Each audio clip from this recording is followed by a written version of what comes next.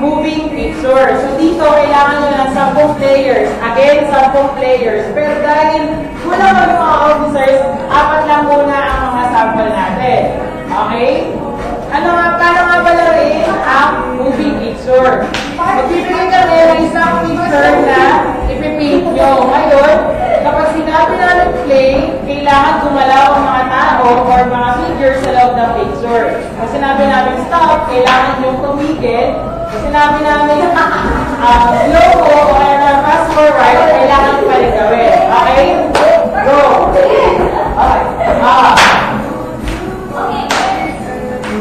Moving picture. Picture na EDSA Revolution.